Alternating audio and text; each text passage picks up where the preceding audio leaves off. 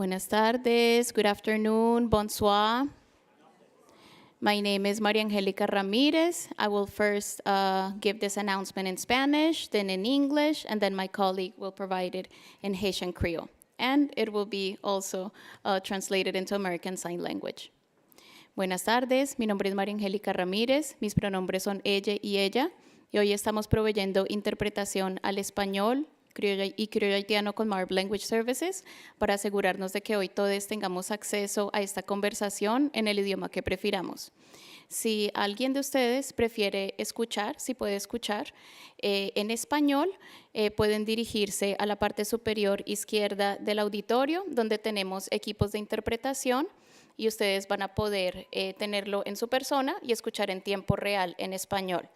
Si ustedes prefieren que llevemos el equipo donde ustedes están, por favor levanten la mano si pueden y con gusto se los llevamos. Muchas gracias. Y también queremos reconocer la presencia de nuestros colegas de lengua de signos americana que están haciendo este espacio aún más accesible hoy. Gracias. Good afternoon. My name is Maria Angelica Ramirez. My pronouns are they and she. And today we're providing interpretation into Spanish and Haitian Creole with Marb Language Services to ensure that today we can all have access to this rich conversation in the language that we prefer. If any of you in the audience is able to hear and would like to hear in Spanish or in Haitian Creole, you may go to the top left corner of the auditorium where there will be interpretation equipment available for you to have, and you will be able to hear in Spanish or in Creole in real time. If you would prefer that we bring the equipment to you, if you're able to raise your hand, we'll be happy to bring it over to you. And we also want to acknowledge the presence of our American Sign Language interpretation colleagues who are making this space even more accessible today. And for those who are watching online, if you prefer to listen in Spanish, you can call the number 786-665-8802, and you will be able to access the audio in Spanish live. Thank you. Para las personas que están viendo en vivo, si quieren escuchar en español, pueden llamar al número 786-665-8802 para tener acceso al audio en español en vivo. Gracias.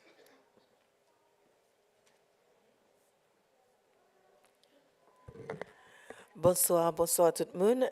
Nous sommes Loud avec Mob Language Services et c'est un plaisir pour moi avec collègues pour nous assurer interprétation pour nous dans la langue créole haïtienne. Donc, nous avons demandé sous là, sous en remettant des conversations ça en langue créole.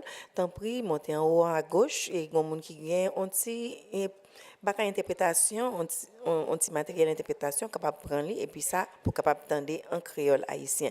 Donc c'est engagement pas lui-même li prend pour mettre justice pour langue dans mettant toute activité que a régler une façon quelle que soit la langue où tu parlé ou cachita botable pour vraiment participer dans la conversation qu'a faite là.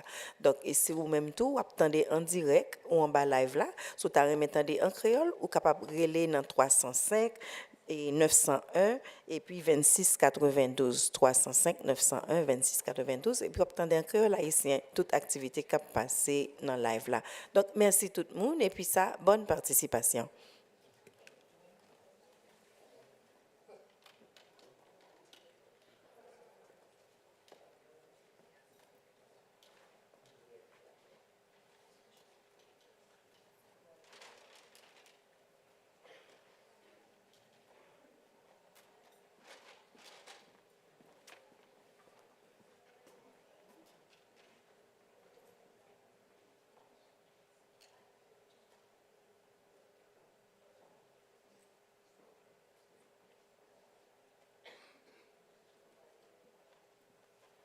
I think we're ready to get started. All right, good afternoon, everyone. Welcome to the Perez Art Museum, Miami.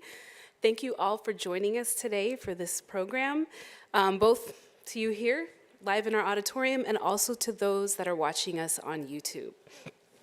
This is our first Scholl lecture of the 2025 season, and we're really excited for it. My name is Marie Vickles. I'm the Director of Education, and I'd like to welcome you again to the museum, to our public education program, and of course the Scholl lecture series that I mentioned, which features the premier cultural creatives of our time. Today's program is quite special as we welcome Thelma Golden, American art curator, Ford Foundation director, and chief curator of the Studio Museum in Harlem. She will be joined in conversation by our very own Franklin Sirmans, director of the Perez Art Museum, Miami, as they delve into Golden's journey as a scholar and cultural innovator at some of the world's most prestigious arts institutions.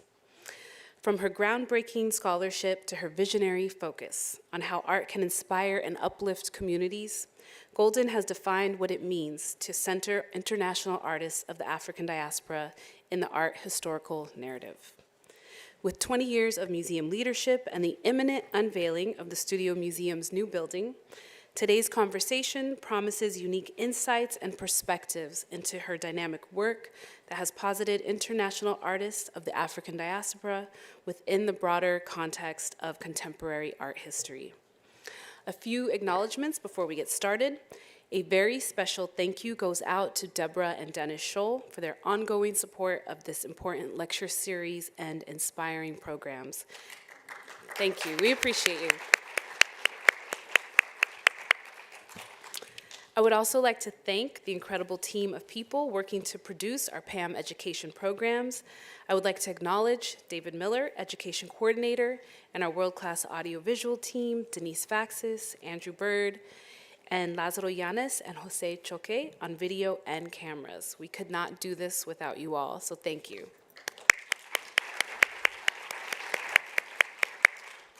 I'd also like to acknowledge our many trustees and supporters that are here today. And of course, we definitely couldn't do this without you either. So thank you so much.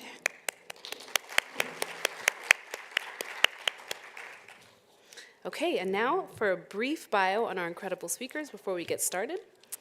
Thelma Golden is the director and chief curator of the Studio Museum in Harlem, the world's leading institution devoted to visual arts by artists of African descent. A recognized authority on contemporary art by artists of African descent and an active lecturer and panelist who speaks about art and culture at national and international institutions, she began her career in 1987 as an intern at the Studio Museum, then joined the Whitney Museum of American Art in 1988.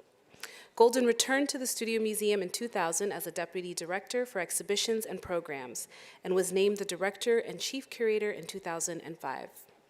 Under her leadership, the Studio Museum has gained renown as a global leader in the exhibition of contemporary art and a cultural anchor in the Harlem community. Now, in her 24th year at the museum, she is ushering in a new era for the institution with the construction of the first ever purpose-built facility in its over 50-year history. Golden serves on the board of directors for the Barack Obama Foundation, Crystal Bridges Museum of American Art, the Los Angeles County Museum of Art, and the Mellon Foundation. In 2024, Golden was awarded the W.E.B. Du Bois Medal by Harvard University and the Hutchins Center for African and American Research. She was also listed in Times Magazine's Time 100 list of the 100 most influential people in the world. Hey. In 2023, Golden was the first curator to be awarded the Dorothy and Lillian Gish Prize. She holds a BA in Art History and African American Studies from Smith College. She has received honorary degrees from Barnard College, the City College of New York, Columbia University, Moore College of Art and Design, San Francisco Art Institute, and Smith College. Golden was also appointed to the Committee for the Preservation of the White House by President Obama in 2010. And Franklin Sirmans, director of the Perez Art Museum Miami since 2015, is an internationally recognized art critic, editor, writer, and curator. Franklin, as one of the leading voices in contemporary art, and in his time at the Perez Art Museum Miami, has facilitated the acquisition of more than 1,000 works of art by donation or purchase, while pursuing the vision of establishing PAM as the People's Museum. Prior to his appointment, at PAM, he was the department head and curator of contemporary art at Los Angeles County Museum of Art from 2010 until 2015. Some of his notable exhibitions include Toba Kadori, Noah Purfoy, Junk Dada, Variations, Conversations in and Around Abstract Painting, Football, The Beautiful Game, Basquiat, and One Planet Under Groove, Contemporary Art and Hip Hop, to name only a few. Franklin's has also served as a curatorial advisory committee member at MoMA PS1 and was the artistic director of Prospect 3 New Orleans in 2014. Now entering his 10th year of leading Miami's flagship art museum, he continues to make a compelling impact on the world of contemporary art. So, these are some incredible speakers. I count myself very lucky to be here, and I hope you do too. Without further ado, please join me in welcoming Franklin and Thelma.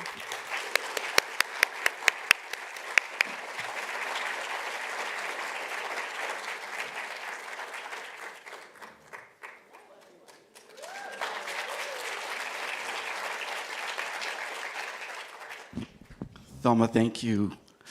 And thank you all for being here.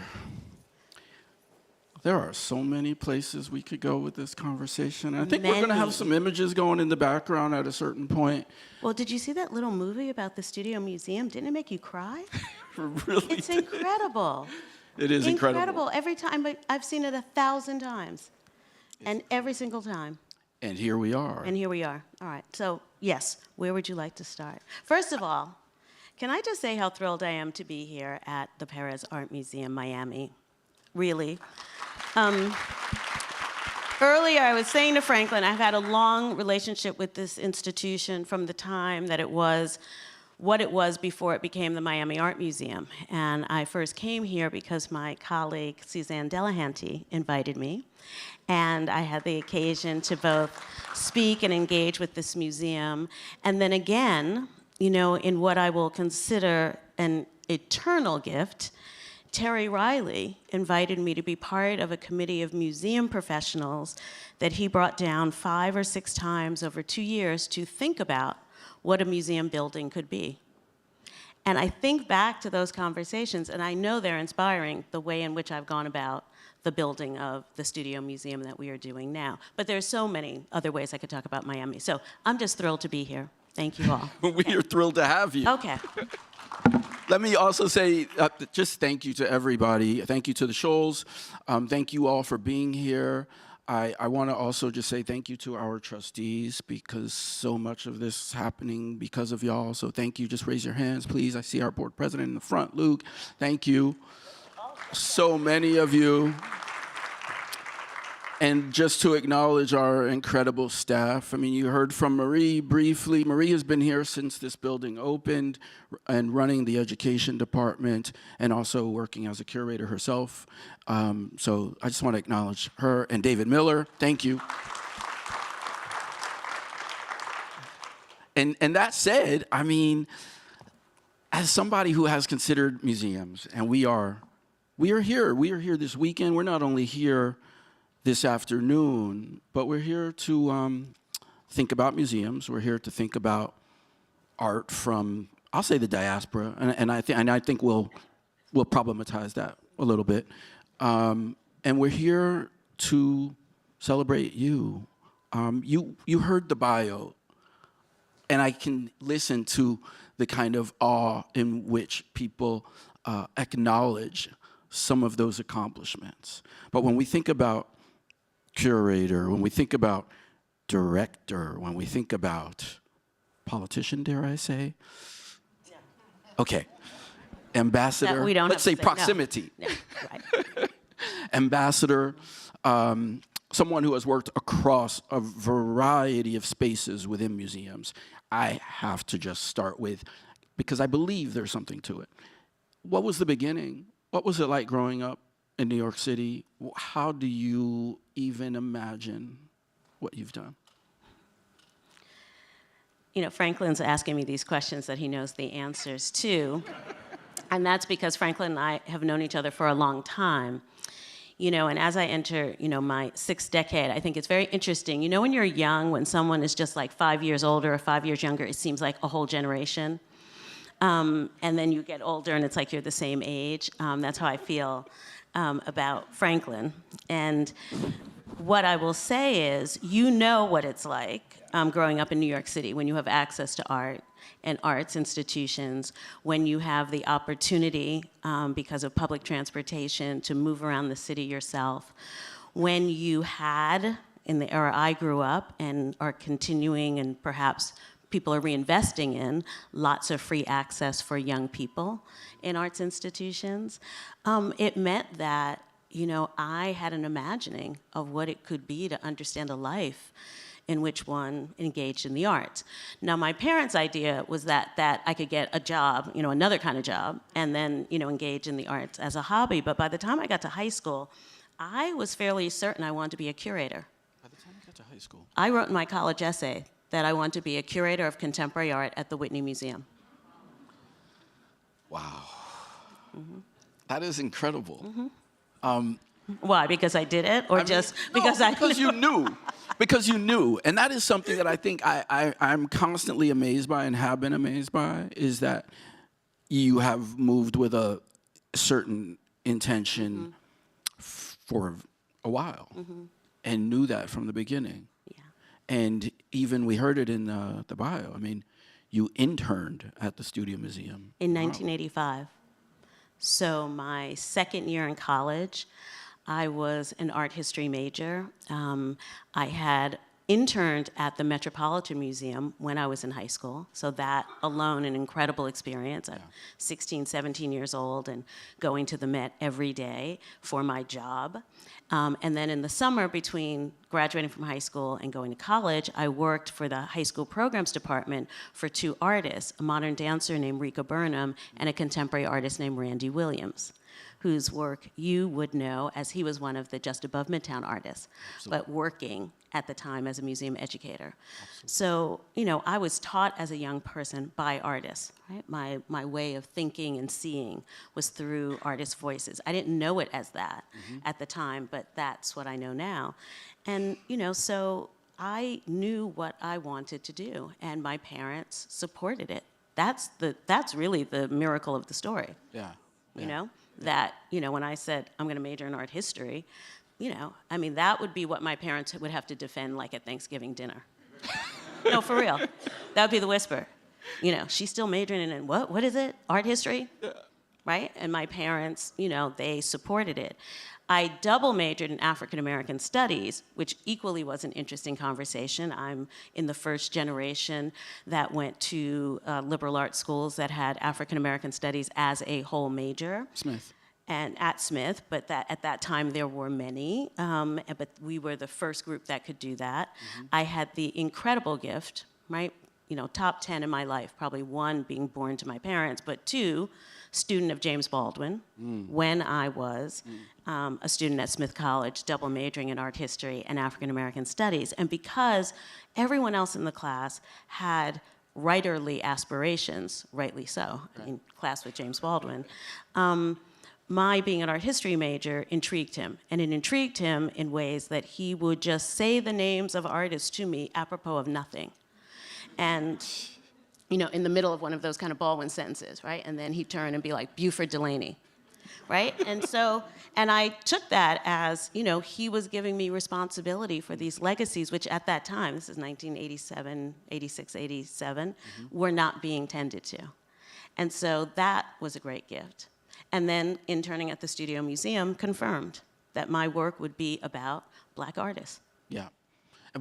Tell us, Studio Museum at that time, late 80s. Late 80s, Dr. Mary Schmidt-Campbell was the director of the museum. Kinshasa Holman Conwell was the deputy director. Patricia Cruz was director of development, but also presented the performing arts program. And Cheryl Lynn Bruce was the director of communications. So all of those women are incredible African-American women, arts workers, culture workers, who have gone on to do all the other things one can do, but at that time, we're running the Studio Museum. So that's another part of this story, right? Who did I see making museum? Yeah. Who did I see and understand as leading museums? It's why I could imagine myself without any hesitation, because I interned at a museum that was being run by Black women. Exactly, so powerful. In that time period, just thinking, like, you're imagining yourself being in this space, you see people who are doing exactly what you plan to be doing.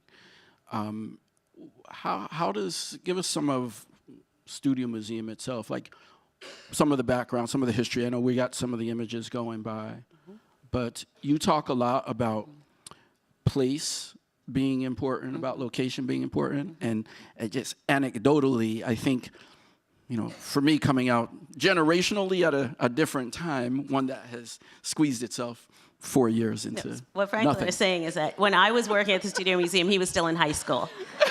But technically, there was only like 4 years there. But see, now those 4 years, right. But at the time, yes.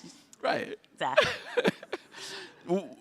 Why studio and how studio, for those who don't know, like the history behind the place? So the Studio Museum was founded in 1968 by a group of artists, community activists, cultural leaders, philanthropists. It was a very interesting coalition of people. And their idea, what was animating their conversations, was the need and the desire at that moment in Harlem, as it was beginning to imagine its future, for there to be a museum devoted to artists of African descent. And they named the museum, I say in many ways, as to imprint mission on us forever, in that the studio was based on their idea that they wanted to create a museum that was not just about the presentation of art, but about the production. So the first studio museum was a loft space, and the front was the gallery, and the back were artist studios. So since our founding in '68, we've had 3 artists every year in the studio program, and it is meant to create for artists the opportunity to dig deep into their work, but to do it in Harlem. So the other part of our name, right? Not just the Studio Museum, but Harlem. And that was, I think, our founders' desire to think about the museum in its present, but also to, of course, name and call into the historic past of Harlem, right? The neighborhood that birthed the Harlem Renaissance, and arguably one of the most significant intellectual cultural movements of the 20th century. So they wanted the past of Harlem, the history of Harlem, but I think they also were projecting into a future of Harlem. And then, of course, Studio Museum, and that was claiming the space where Black artists had been excluded. Yeah, exactly. That space at that time, I think some people would agree, and I believe you were living in Brooklyn. If we think about when I came back to studio, when you came back. In 2000. And there was a lot going on in Brooklyn. There was a sense that in terms of creativity, artists, some of your dearest friends, some of those artists who are on the walls here, were in Brooklyn. Spike Lee's almost, synonymous symbol with, and synonymous with that. So, what is that location-wise like for you, and how do you take Harlem and that idea of past, present, future, and make it your own? We know there's a mission there, but it's very different under Thelma.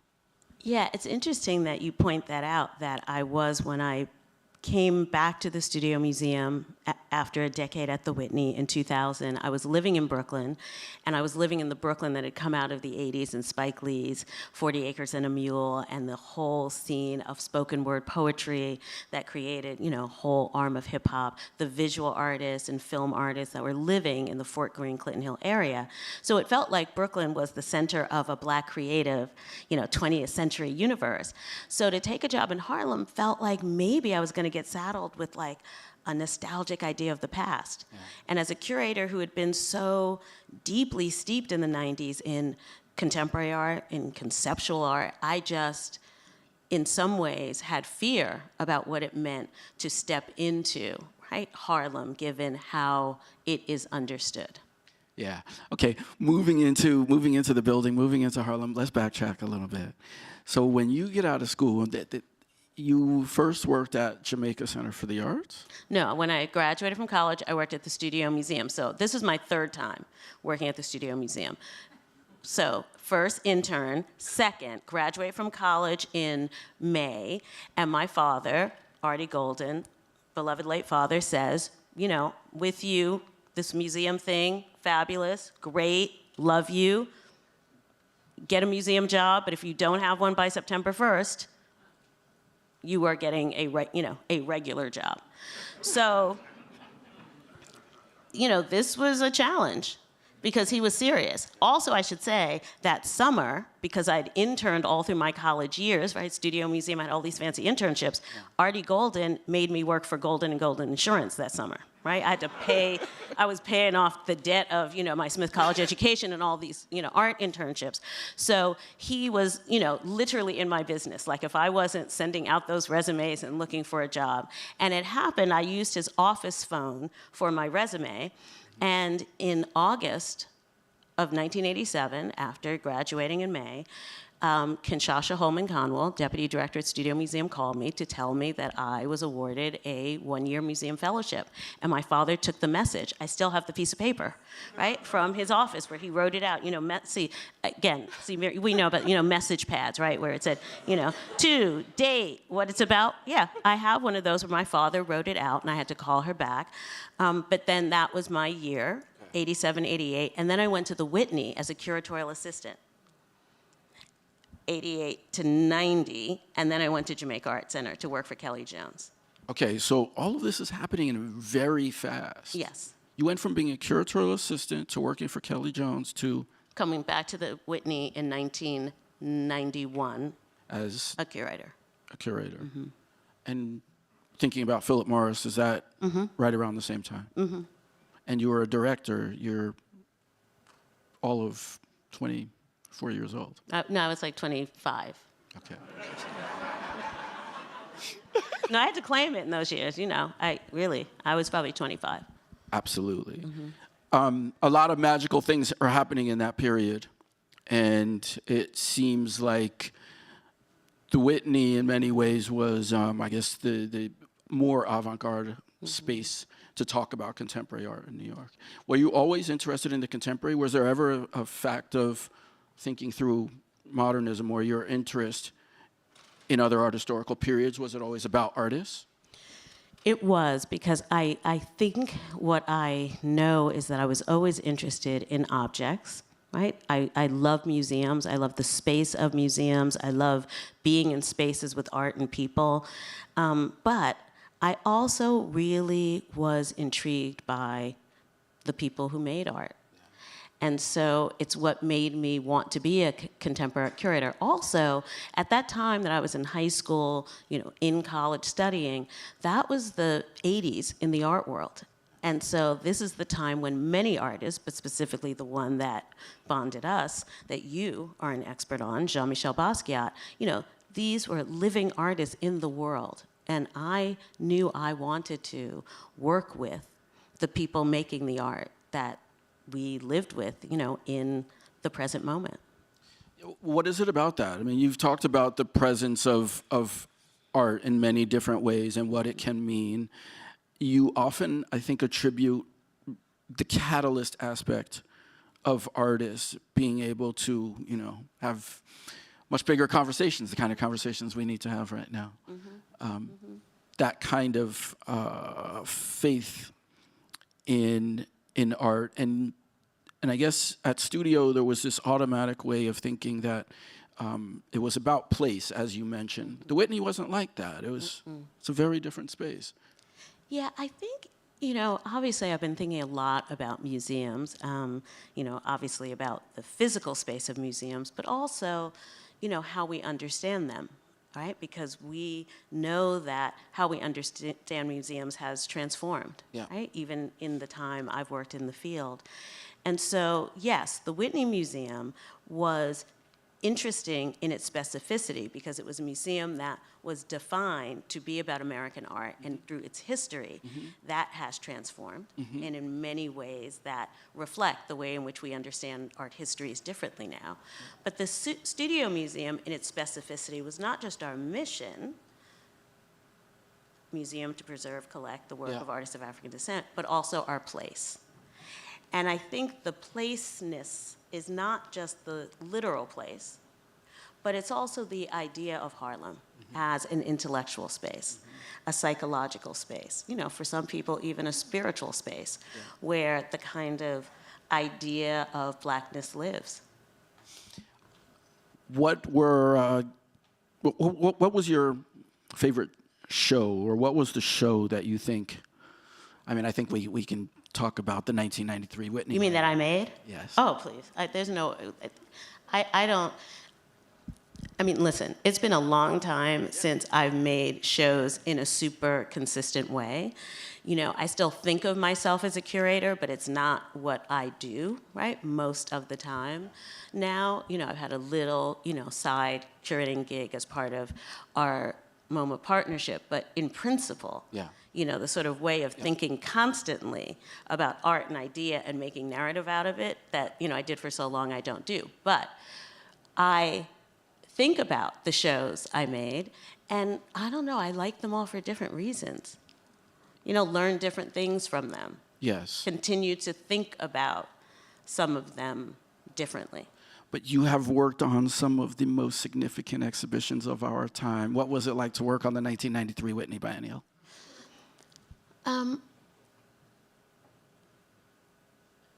Working on exhibitions that have a big public life quite often means that what you imagine about them keeps changing, right? Because they keep getting discussed.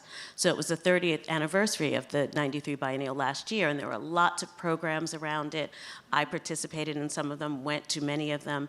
And it was so interesting to look back at that exhibition because it's hard to imagine that moment, right? And you think about the art and how we understand it. But I don't know, you know, here's the thing, Franklin.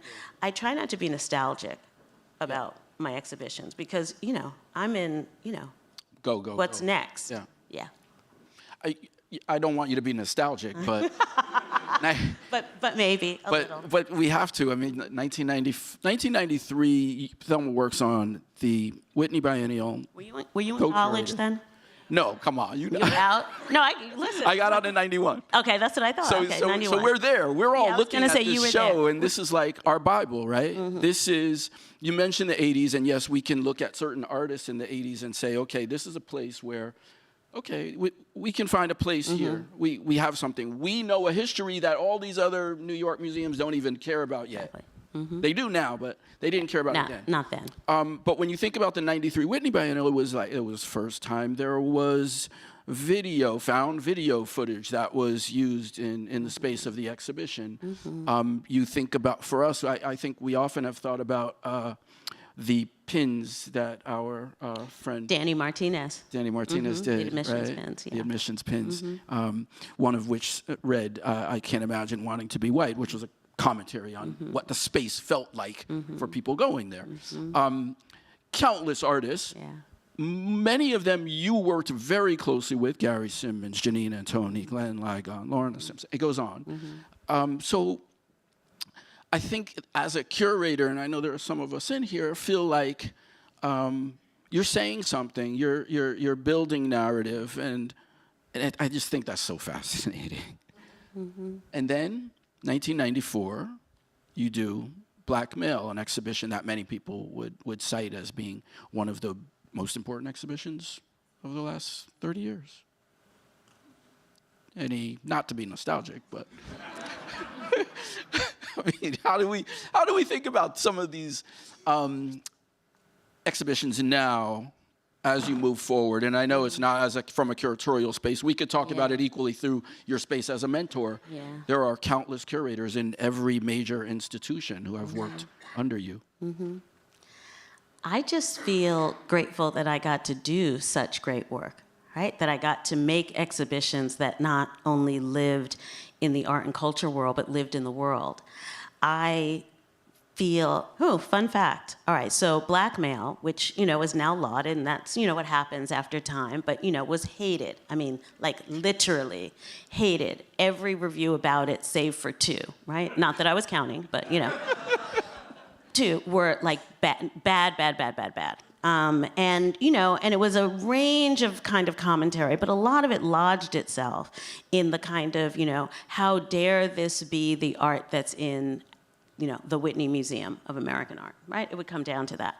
And because even before the show opened, that had started, even as young as I was, I had the instinct that it was going to be bad. And in those pre-internet days, the reviews in the New York Times came out on Friday.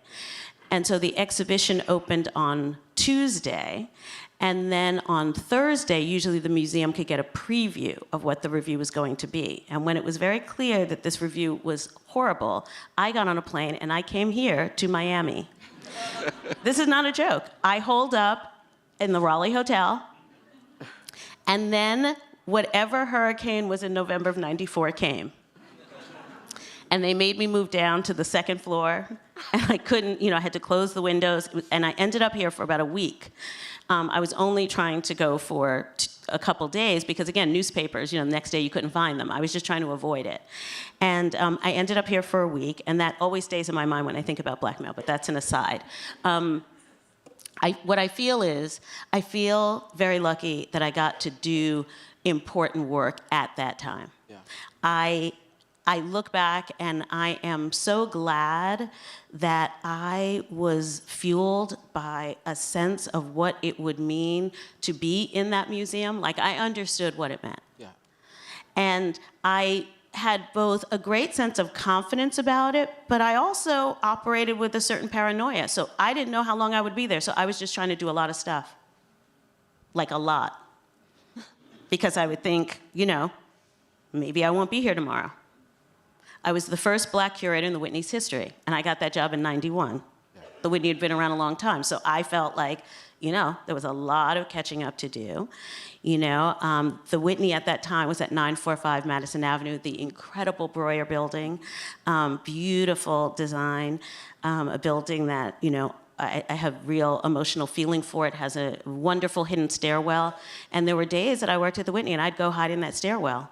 And I'd be appealing to, all the gods that I could have the fortitude and the vision to make a difference for the artists who hadn't been there. And that was sort of, how I went to work every day.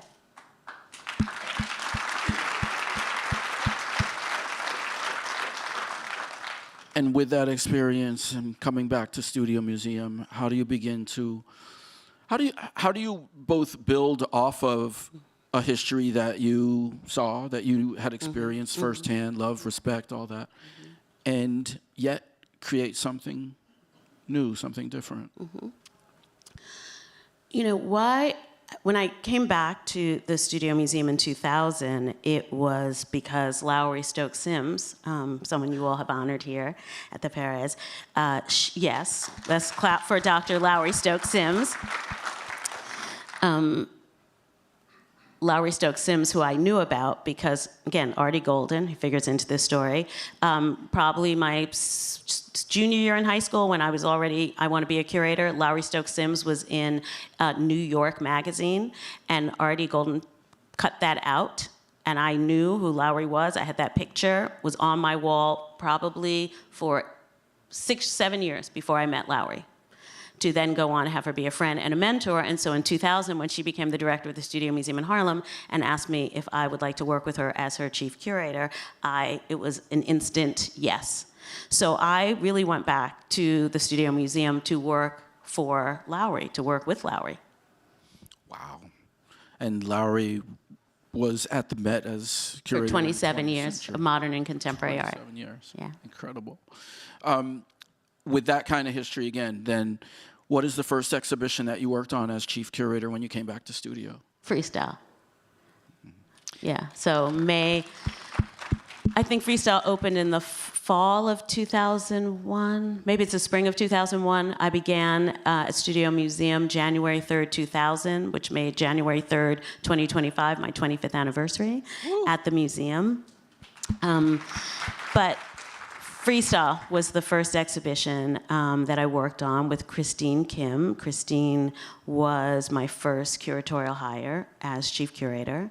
And I left the Whitney in '98 and got to the Studio Museum filled with many questions about what would it mean for me to be a curator in a culturally specific museum? What should a culturally specific museum be? Is there a black art? Is a black art an interesting thing to pursue? Should it not be pursued at all? Is there another way to imagine our way through these art histories? Blah, blah, blah. 1,000 questions. And so I sort of began an exhibition practice at the Studio Museum to just answer questions. And one of the questions that felt important in that first moment I was there was to test what it meant to think about Black art in these deep and profound ways, as had happened during the Black arts movement when we were founded.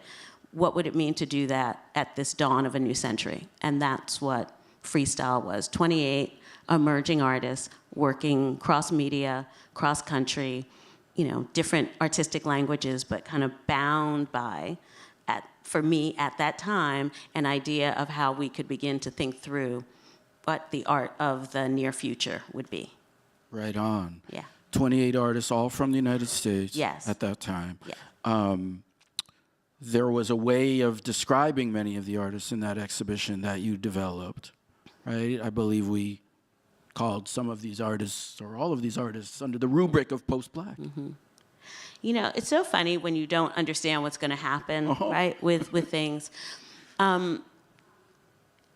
In beginning again at the Studio Museum in 2000, as I said, I began looking at artists and thinking about art and trying to understand, what was happening in the now, right? And across lots of different kinds of work. In the years before that, when I was at the Whitney, I taught in the MFA program at Yale and at Columbia, so I was very close to a generation of MFA students. And at that time, the person who I speak the most with about art and have for the last 30 years is Glenn Ligon. Right? I mean, Glenn and I talk all the time, but a lot of what we talk about is art. And in that time, he was doing crits as an artist, going and visiting programs. I was teaching, and we kept talking about the way we kept seeing and admiring a generation of young Black artists who felt that they did not have to consider themselves within a singular sort of lineage. Yeah. And that lineage being one that came out of the Black arts movement. And so we started referring to this as post-Black art. It was a way to think through, perhaps if we had spent more time imagining that we'd still be talking about it, we might have said something like, we were looking for a way to find a language around a kind of Black conceptual practice. But we would just shorthand it as post-Black art, which then became post-Black. And that was a way to just create, it wasn't a kind of art, there weren't certain qualities that every artist had, but it was more an attitude, right? What the young people now say, a vibe, right? It was a vibe. But it was one that articulated itself very strongly, and it demanded this kind of exhibition that would allow all of these different practices kind of in the room. Resonant of a past, of course, but in many cases, charting some very interesting, like new paths that now, we see many of these artists, we understand, like the new paths they've charted, right, in art. Incredible. Yeah. I mean, you don't mention the names, but we're talking about many names that are household within this conversation around contemporary art. Well, it was meant to be a way to just think about, how to present artists at that moment in their career with that sense of possibility of what's to come, right? And when Freestyle happened, it was not meant to be a series, but it was such a kind of productive exhibition, right? It did lots of work. We then continued after Freestyle Frequency, after Frequency Flow, after Flow 4, F-O-R-E, and then Fictions, which was the exhibition on the walls when we closed in January of 2018 to start our building project. So the last exhibition in the Studio Museum before it was knocked down to make way for our new home was Fictions. It's incredible. 5 exhibitions. Talk just a little bit about that kind of transition, because I think there is something, I think that aesthetically, and that's why I pause on the Freestyle being a show of American artists, is because the remit begins to open up through the F exhibitions. So just tell us just a little bit about that. Well, from our founding all the way through the early 2000s, our mission was often seen and understood through a lens of African American artists, right? And then the rest of it was like art and artifacts of the diaspora, right? And so in 2004, we rewrote our mission to artists of African descent, locally, nationally, and internationally. And then there's more after that. But key in that statement was thinking about, quite literally, artists of African descent around the world. It wasn't privileging one notion of diaspora, which is why sometimes we don't use that word. It was allowing self-identification through the many sort of Black global presences. You know, this was inspired, you know, every year, the Studio Museum and Board, and I think some of them are here, we have a board retreat. And in 2004, and we invite a guest speaker every year. And in 2004, Okwe Nwezor, the late, amazing, brilliant Okwe Nwezor was our speaker. And this was the topic, how to imagine a 21st century idea of global Blackness. Right? And how to then use language and then institutional idea to create that. So artists of African descent, locally, nationally, and internationally. Incredible. Oh my God. Okay, so you've run through that, and you're developing the space. I think one of the things you touched on before was this idea, because those all sound quite scholarly in many ways, and rigorous in their approach to contextualize artists. But you've always, I think, had this element, and you touched on it a little bit vis-a-vis black male, that the art exhibitions that you've been a part of, that you've chose to present, have spoken to multiple audiences, and that there is this space of, I don't know what to call it, where you are looking at a mass audience for what is considered a museum space that doesn't always embrace that mass. Yeah. Yeah, I mean, I want museums to be open. I want museums to be accessible. I think sometimes there's a focus on accessibility, but not enough focus on welcome, right? You can make spaces accessible that are not welcoming. Well, so, you know, I think, and, you know, let me not just pick on museums, right? I love museums. I mean, the arts broadly, right? Museum, performing art spaces, you know, access to the arts. And so, you know, when I think about the way I make exhibition, I always am thinking about many audiences. And I love what it means to be able to create spaces in which people are not just encountering or engaging with art, but they're encountering and engaging with each other.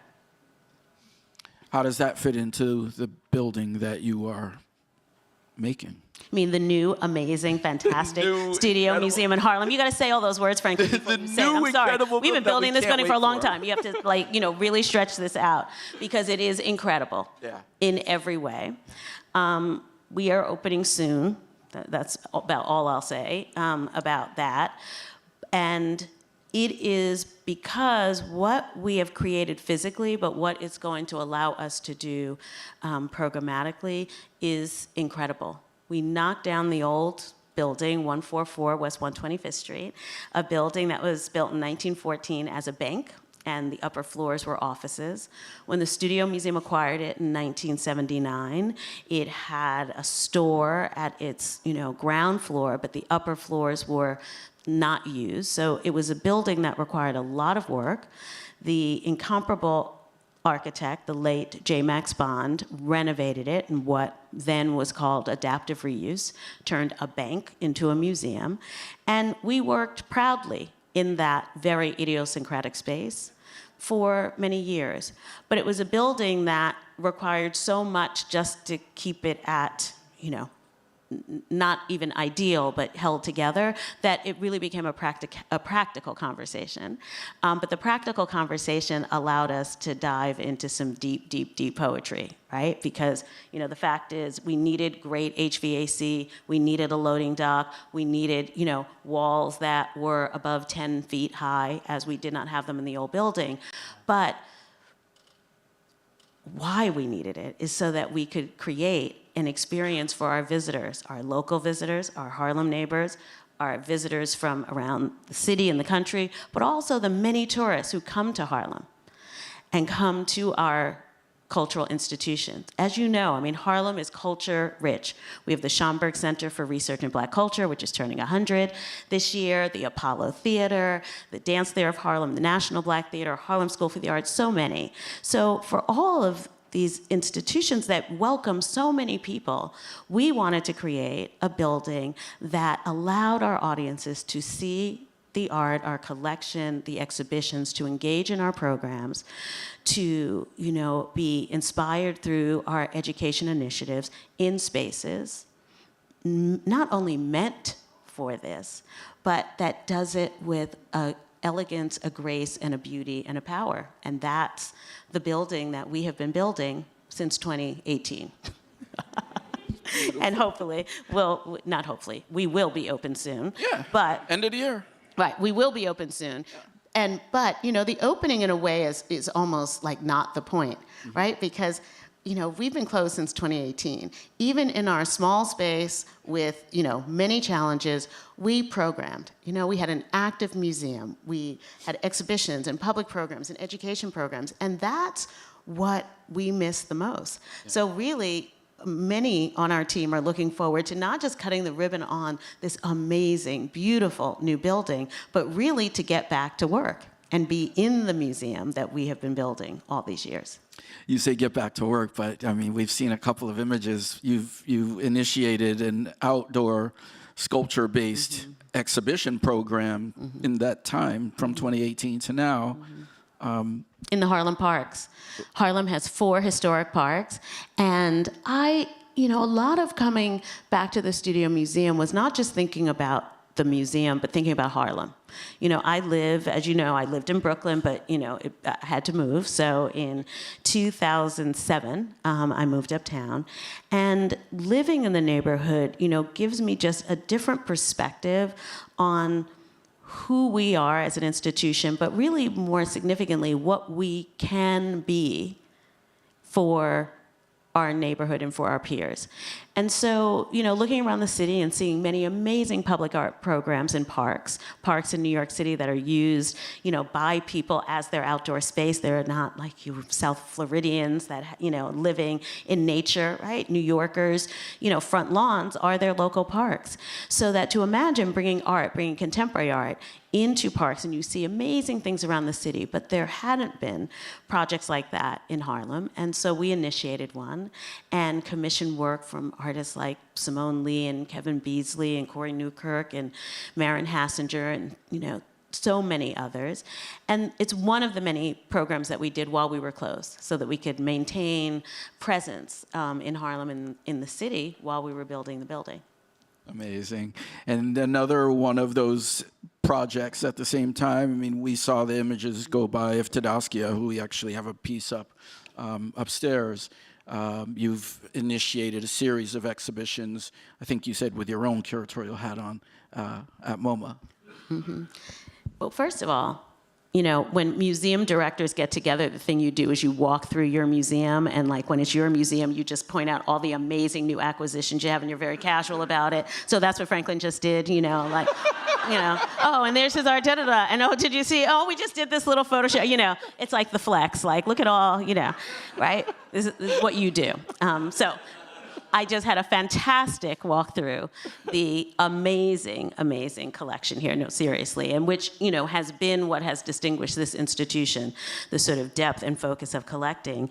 And to see Tadaskia's work and that beautiful exhibition of Brazilian artists, makes me very proud. So while closed, we had a partnership with the Museum of Modern Art and MoMA PS1, which involved making an exhibition each year, one per year, in the project space at the Museum of Modern Art. And we began with Michael Armitage, and the last project was Tadaskia, a project that I curated after seeing her work being, completely enveloped in the world of Tadaskia when I went to the São Paulo Biennale last fall and was able then to work with Anna Torek and Habiba Hobson, 2 fantastic curators on Tadaskia's show at MoMA.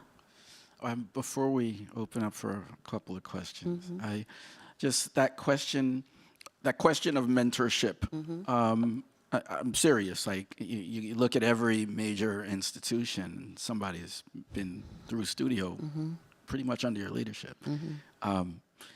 What does that mean to you? How does mentorship play into the whole conversation in terms of what it is you do?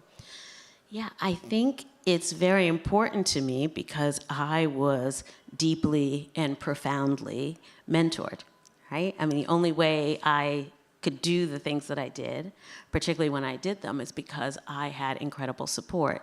Now, I don't love the word mentor. It sounds so formal, and I guess there are books about it and articles like How to Find a Mentor. I think it's, for me, it is just an ethos of kind of understanding, who's come before you and who will come after you, and having, for me, an equal attention to both, right? So that to be, sort of present for our elders and carrying their work. I knew so well, as the first Black curator at the Whitney, there had been many other Black curators in museum environments, legacy institutions that were not called curators, were not allowed to have the title, worked in other departments, and so that my appointment at that time did not signal something super unique about me. It was about what was possible, right? There could have been many curators. We're not going to get on a tangent, but I will just say I think it's still up. Someone will get on their phone and Google this. There's an incredible show at the Morgan Library right now about Belle DaCosta Green. Some people are shaking their heads because they know this is an incredible story. We'll be here all night, so I'm not going to say it, but I'm just going to say it's a profound American story, but one that also, a woman who was John Pierpont Morgan's curator, who basically created the collection that is now the Morgan Library. She was a curator. She was an expert in illuminated manuscripts. She had an illustrious career and a pioneering career as a woman, right? Just that alone. But it is the fact that she was passing. She was African American, passing as white, which is what made this career possible. But it's a so much more complex story than that. And there's an exhibition about her life and a beautiful catalog about Belle DaCosta Green. I don't even know why I'm saying this. What did you ask me? Oh, yeah, mentoring. Right. So I said, so seeing that exhibition, I said, imagine she was the director of the Morgan Library. She was a Black woman who was a museum director in the 20s. What would it have meant for me to have known that? Wow. Right?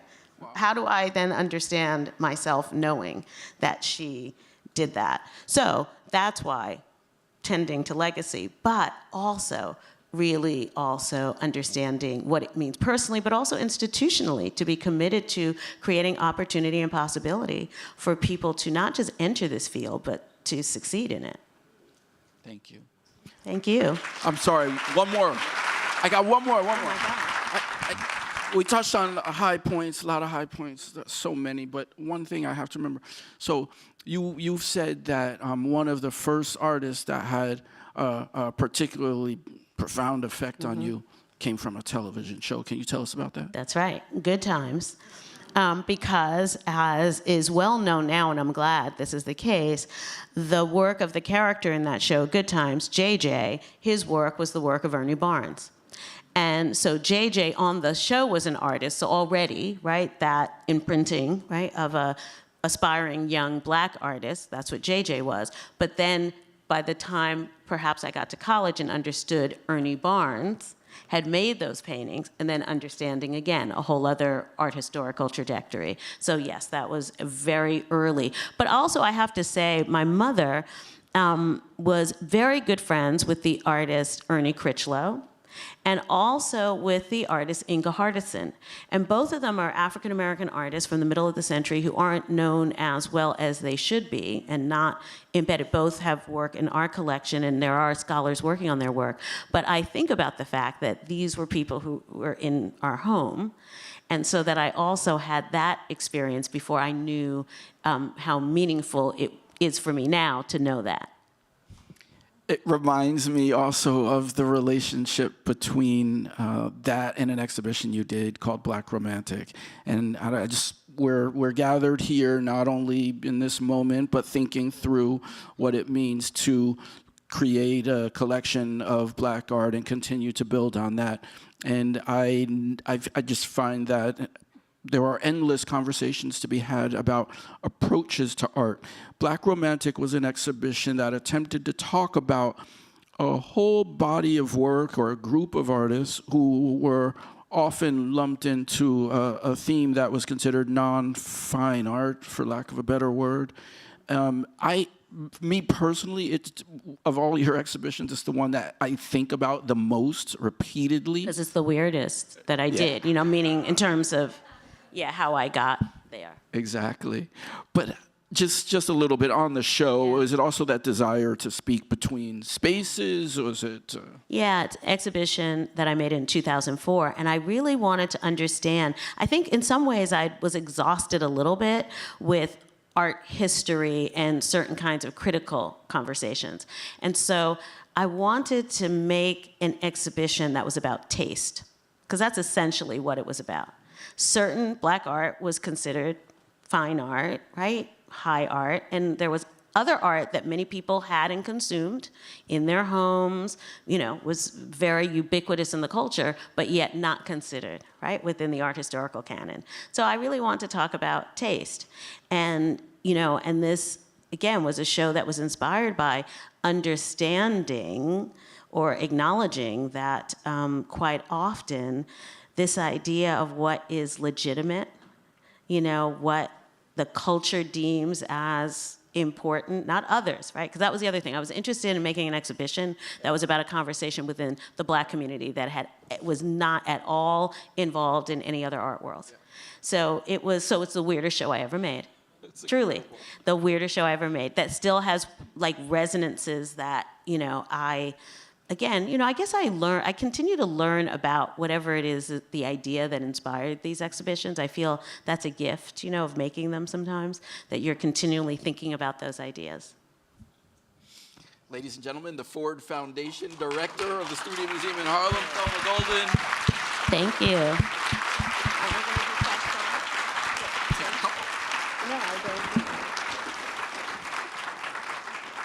And Thelma has graciously agreed to take a few questions if you have any. I see a hand over there. Oh, here it is. Brad. Testing. There we go. Hey, Franklin. Thelma, Brad Johnson here. First of all, to the trustees, I want to thank you for the mountains that you moved to get Franklin Sirmans to Miami. I recently moved to Miami from Los Angeles a couple of years ago, and when my snobby LA friends asked me why Miami, I said, well, Franklin Sirmans is there. So my question is art adjacent. This morning I got a text from a buddy whose dad was a Tuskegee Airman. Their videos now have been eliminated from the Air Force training, DEI, the election. Franklin, I talked to you about my concerns about the upcoming Met Gala, the way that we're being portrayed there. And I feel like Black culture, Black folks, there's a lot going on, and people are feeling some pressure. And I just wonder, Thelma, Franklin, what role, what voice the art world has in this moment. Thelma, you mentioned, you know, not looking back, kind of looking forward. What do you see? What do you say? I mean, what should we be talking to each other about?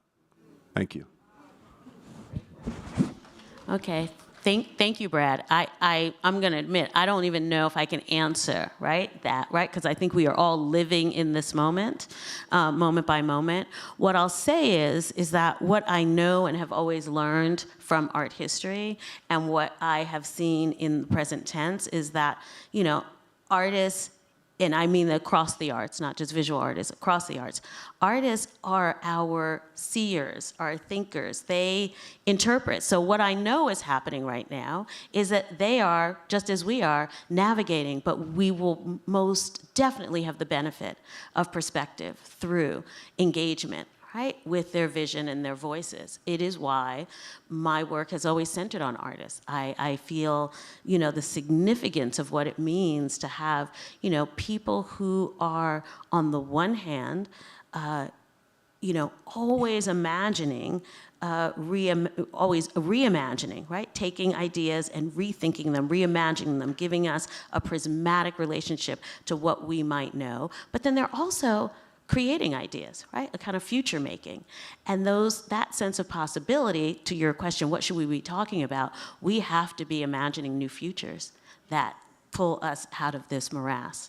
And I think artists often take us to those places.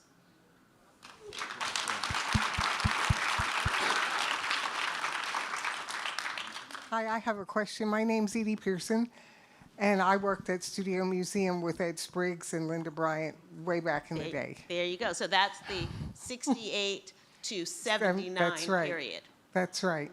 And my question is, because I was so interested in your comments about your tussle with your parents, when you are interested in the arts, how do you persuade your parents and your academic world that you don't want to be a teacher, that there's more to being in this interest area than teaching? Yes, no, and let me say, because I will say this, every day, that, my parents were like 100% supportive in ways, that continue to shock me, right? That they could see and imagine this even without examples. What I will say, and I don't know if Franklin will agree with me, we are at a place because of the representation of museum professionals of color where it is a field young people are going into, right? Many, many, many of them. And this is amazing and fantastic. The challenge now is that the field, like we're at a point with institutional transformation. Our financial models need to be rethought.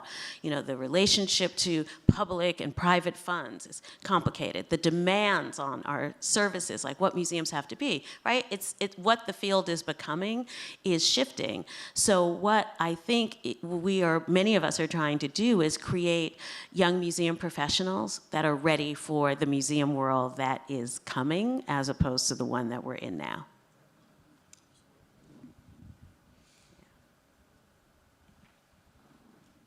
Okay, we have time for one more question. This is it. Let's see. Thank you. Hi, Marcel Anderson. Given your role as not only a pioneer, but also a trailblazer at a space like the Whitney Museum, and recently I just went to the Edges of Ailey that ends next weekend. Brilliant, amazing, unmissable exhibition, truly. Sorry, go ahead. That's exactly what I was thinking, but what does it feel like in a space like that, given the work and your history there, and also likely a mentee of yours, Adrienne Edwards, what does it feel like to be in that space and to see what it has become because of what you started in so many ways? And that, I think, is not just limited to that space. It could be this space and other spaces throughout the world. What does that feel like? It is amazing to be able to live and work long enough, right, to see certain kinds of transformations. But I choose to think of them as not an end or a culmination in seeing that, but simply a beginning, right, of what is bigger and greater that needs to happen. I also resist a little. Well, yes, thank you. People say I'm a mentor, but I want always to say that what it means to be in community with emerging curators and museum professionals is so incredibly additive to every single thing I do, every single day, that it is a relationship with deep equity in it. And it's why, there'd never be a time when I wouldn't be interested or engaged in what it means to be in community with another generation of curatorial or museum thinkers. I absolutely, it's essential in every single way. I want to say something. First of all, thank you all for being here for this talk. It's Friday afternoon. I'm so impressed. But I'm not, because I also know how much love there is in this city for my friend, my colleague, my inspiration, my brother, Franklin Sirmans. So Franklin,